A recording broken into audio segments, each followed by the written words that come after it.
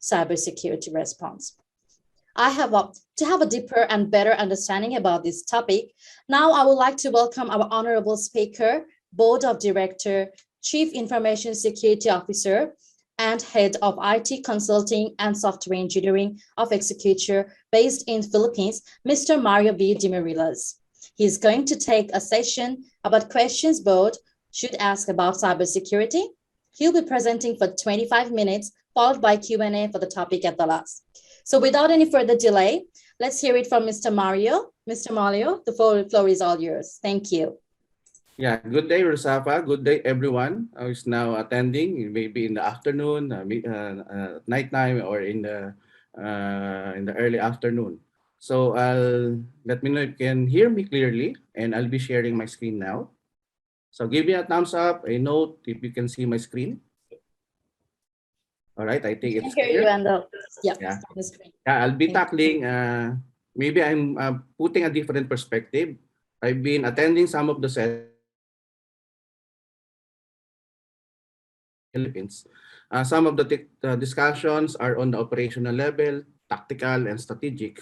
And I'll be covering what should be from a strategic standpoint, because board of directors, I myself is also a board of director of my company, is also accountable for any cyber breach that may happen in any organizations. And part of my advocacy, both local and globally, is to educate board members, senior officers on their accountabilities in ensuring that there should be a cybersecurity framework in place in the organization.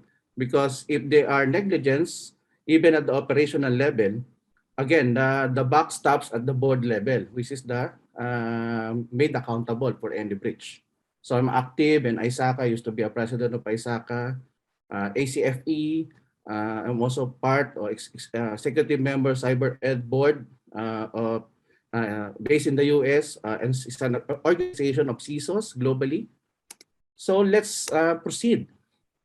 As an organization, we have this enterprise strategy or organizational strategy. From a brick and mortar to a digital transformed company. So going on-site now become from an off-site, on-site becoming online. So digital transactions. Why do we need to move that or to transition to that digital transformation?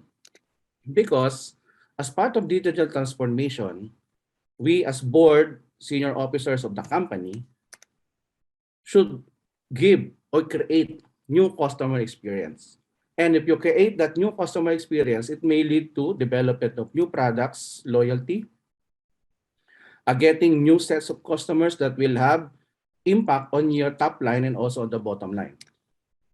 Then also, you go digitization to improve operational efficiencies, generate new revenue streams by getting new sets of customers, new products that will be availed by your existing customers and entice new customers, and also to respond to changing conditions, wherein from a Philippine context, most companies move abruptly from a brick and mortar hybrid becoming digital because of the global pandemic situation, wherein if you don't go digital at this point in time, you will be losing the company. The company will fold up. So as a board of director, you have that accountability to set the strategy to be able to sell online. Now, it has a corresponding impact from a cybersecurity strategy. From becoming zero-based or non-existent without the knowledge about cybersecurity, you also have to transition the company to become cyber-aware, to know what are the risks out there when you go digital, and how do you respond, prevent, and to become resilient. In case of a cyber breach, how can you recover swiftly from these attacks? So that's the issue at hand. Now, with that in mind, the board of directors, that is the representative or representation of the shareholders of the company, must ask relevant questions so that they will know if the necessary cyber risks have been addressed, identified, managed, and reported, so that to minimize possibility of being breached, and based on that, maybe 1% or 5% probability of being breached, you will be able to recover quickly so that it will not greatly disrupt your operation. So ask relevant questions. So what are these questions to ask for, no? To be asked by this board of directors? The first question is that, does your organization use a cybersecurity framework that will guide you, no, to be able to transition from a zero-based lack of knowledge about cybersecurity to becoming cyber aware, then being cyber resilient? There are a lot of frameworks and standards, but they have different purposes. From a governance standpoint, you may use COVID-5, COVID 2019. So from a governance standpoint, because it has alignment with different standards and frameworks like NIST, the OWASP. The OWASP is I'm also a member of OWASP. OWASP is a non-profit organization of web security application developers focusing on the web and mobile application security. So if you're developing web mobile app, they have a lot of thought leadership of what should be the set parameters when you develop secure products. Or if you like your processes to be audited as a matter of contractual obligations with your customers, you can go ISO 27001 to support, no, from a tactical operational standpoint. Then if you're handling credit card transactions as part of your contractual obligation with this credit card consortium, you also need, no, to mandatorily comply with PCI DSS, which is the Payment Card Industry Data Security Standards. And one of the facet or one of the key elements in digital transformation is adoption of cloud. But it's not automatic that if you put everything in the cloud, it's secure. You have to set all the parameters depending on the cloud deployment that you may have. So you can use the Cloud Security Alliance cloud computing guideline in terms of security guidance. Then for hardening network devices, servers, operating system, your databases, and other platforms, you can use the Center for Internet Security for hardening rules, meaning building secure platforms, so that aside from building secure application, so when you put that application in a server in a box, the configuration is also secured. And then if you're handling credit card, so you ensure compliance to handling of the credit card or the personal account number. Or from a governance standpoint, meaning that when you say governance, the board of directors are active. There's a committee that manages all of these things. Then if you go to cloud, you follow what is the security guidance. And if you want your process to be audited and to do further improvement, you can adopt ISO. It's not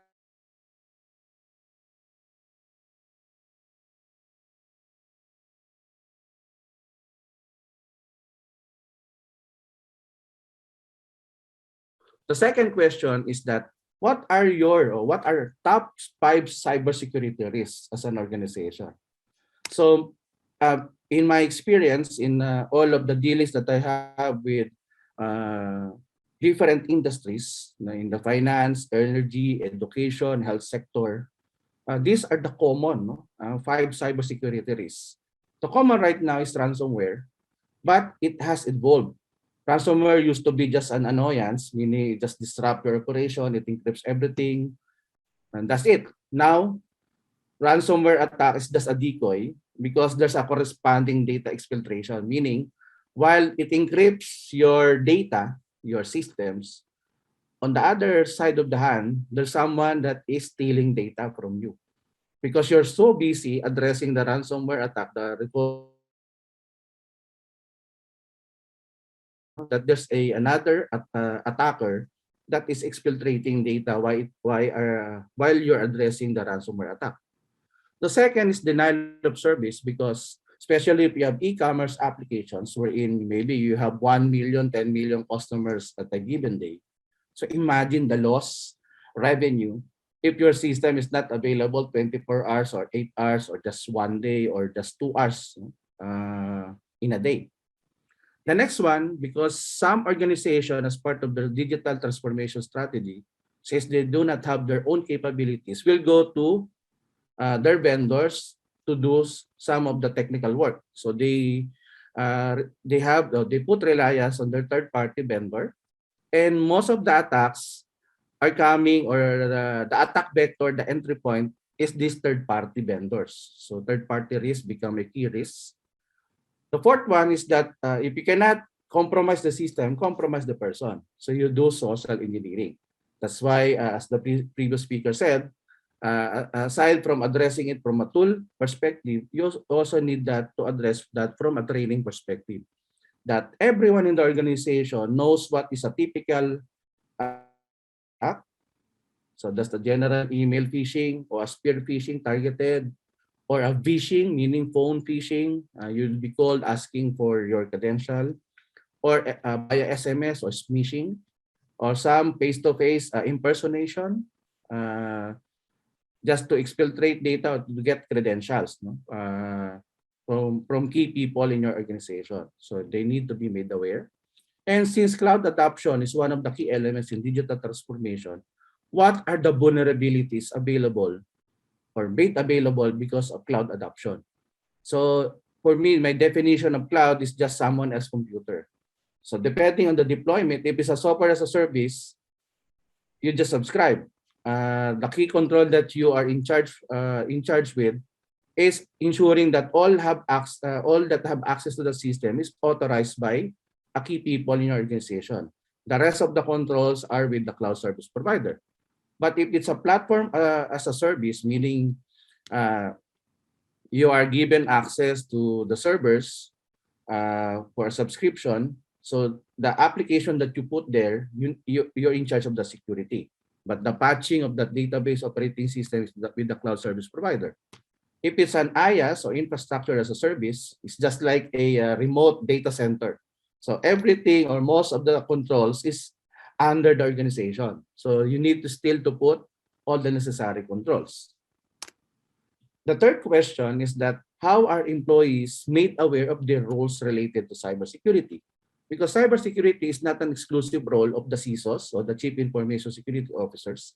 It's everybody's role, everybody's responsibilities. You need just to define what are the specific roles and responsibilities. Mainly, the board of directors are the ones accountable to the external parties, regulators, the customers, the employees, the shareholders. Then there should be a committee that is in charge of cybersecurity programs and initiatives, senior management to support that through budgeting, assigning people, then the end user to be trained on different cybersecurity awareness. Then from a tactical, the operations team is to implement all the necessary tools needed to be able to somewhat close that gap in terms of cybersecurity risks. I always use this photo. So remember, I'm a fan of the Matrix. It happened when Neo is already made aware. Initially, Neo was so in denial that the Matrix does not exist. But when he became aware that Matrix exists or existed, he's now able to control the outcome. So that's what cybersecurity awareness is. If you put a lot of money in tools, technologies, etc., even hiring the top people, no, to be able to beef up your cybersecurity, you also need to build your soldiers, the end users, those that have access to your systems should be should be trained, no, on the different tactics in terms of attacks and what are the preventive, detective, and corrective measures. And it should cover everyone. It should cover all employees of the organization, even contractors, shall receive appropriate awareness education, training, and regular updates about your policies, procedures as relevant for their job function. So some may be, example, HR may be in charge of the training in collaboration with the CISO. The database or the administrators are made aware that they should patch immediately any vulnerabilities in the system. The CIO is to come up with strategy on how to be able to make systems and data more secure. and also compliance to monitor that all of the processes are in compliance with the legal requirements, the contractual obligations, regulatory as well. And these are some of the communication channels that you can do. It can be print, but you can use print if there are limited interactions and somewhat general message, and it's time insensitive. So you can use newsletter, brochure, leaflet, memos, and letters. For maximum or moderate to maximum interaction, because we are we're more receptive, or we can memorize more topics if we have dialogues, interactions, and if you intend to provide specific targeted messages, and that sensitive messages are urgent, high time sensitive messages. So it can be part of your training sessions or town hall meetings. Electronic media, especially if your company is geographically dispersed, you can there's a limited interaction, the content is broad, and it's just to reinforce the dialogue that you've done in the past. So it can be emails, webcasts, web portals, or web-based training.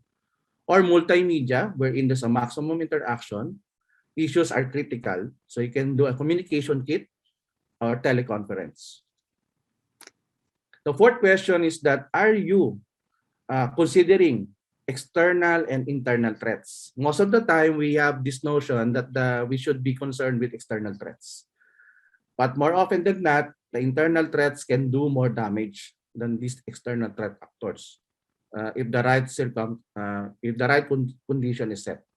So you need to consider both external, internal threats when planning cybersecurity programs. These are your typical threat actors. So it can be a nation state, it can be a hacktivist based on ideology, it can be cyber terrorists, just incite fear, or just for the money, cyber criminals, or just the script kiddies, that the young ones that are learning hacking through Google to YouTube, but just search to do a search engine, a YouTube, how to hack a certain system. Or it can be online social hackers creating social media accounts. I've been targeted by these online social hackers, wherein they create a fictitious identity just to get access to my connection, maybe just get access to my email so that it can be phished later. Or employees, your insiders. These are some of the known threat actors, external threat actors. So Lazarus from North Korea. Method is zero-day attack, meaning the vulnerability is not yet addressed by a vendor. They will do spear phishing targeted attacks, and these are some known hacks by this threat actor. Second is Cobalt. They do ATM jackpotting, wherein will be able to get money in your ATM, all of a sudden. So they targeted this set of countries, as part of the ATM jackpotting scheme. But these are alarming. I've known cases of this kind. An employee stole the source code, which is the proprietary. The medium used was GitHub, so it's a software code repository. Another medium was Dropbox. And second to the last question is that, how do you manage your cybersecurity governance from a strategic standpoint? How it is managed within the organization? There are 4 lines of defense. So the first lines of defense are your frontliners, the management, the operating units. The second line of defense are your financial controllership, security, risk management, quality, compliance. The third line is the internal audit. I don't know if there are some internal auditors here. But ultimately, the ultimate accountable to this one is the 4th level or the 4th line of defense, which is the governing body, the board level. The governing body, which is the board of directors, or the relevant committee assigned to monitor the cybersecurity initiatives in the organization. External audit regulators are already too late. It has to address from each line of defense. So the governing body should ensure that these 3 lines of defenses are working harmoniously and collaboratively. Next question, I think this is the last one. In the event, if you're breached, always from a cybersecurity standpoint, you've been breached, do you have a response?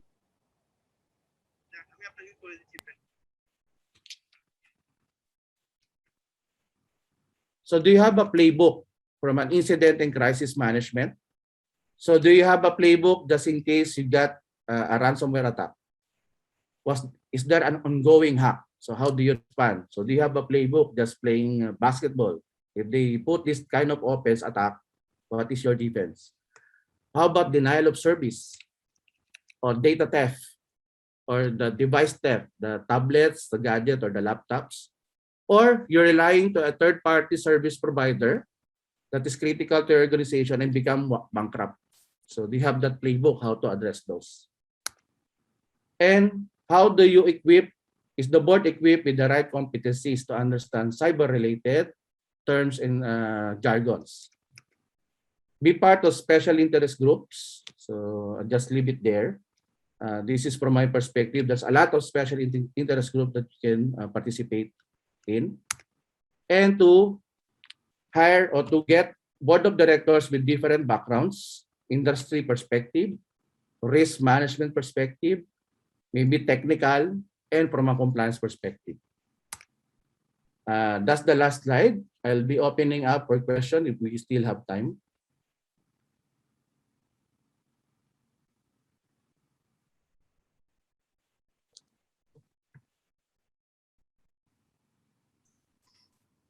Thank you very much, Mr. Mario, for your very interesting presentation.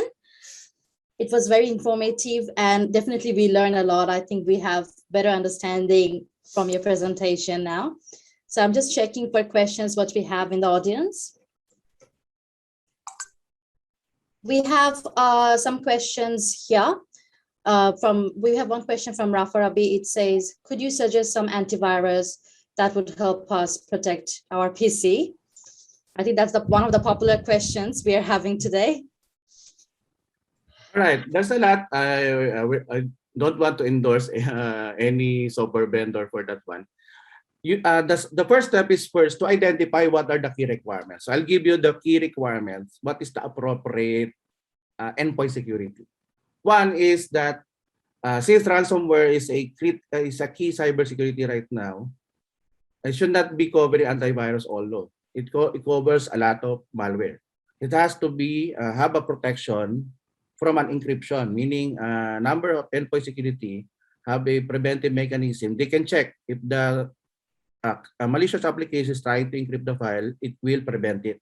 Second, since social engineering is a typical attack, when you click on the link, and sometimes this URL, so website address, may have malwares in there that will be downloaded in your machine. So the endpoint security should have web protection. Then third, it has to have intelligence, threat intelligence capability, wherein if there's a new site that is being created for phishing, social engineering, or a malware infection, it should be updated from time to time so that when you click on something, just in case, the last line of defense, the end user click on something, it will still be prevented by this endpoint security. Those are my top three criteria or key lists, and it should cover your operating system that is in place in your organization, because some endpoint can only support Windows, some can support Mac OS or Unix based. So it has to support all the assets that you have in your organization. So that's how I will answer it, without specifying which vendor or which software, antivirus software is more capable than the other. Thank you so much for your answer. Once again, thank you, Mr. Mario, for being with us. You're definitely in a different time zone, and thank you for making the time to be with us and presenting such an amazing concept with us. Thank you.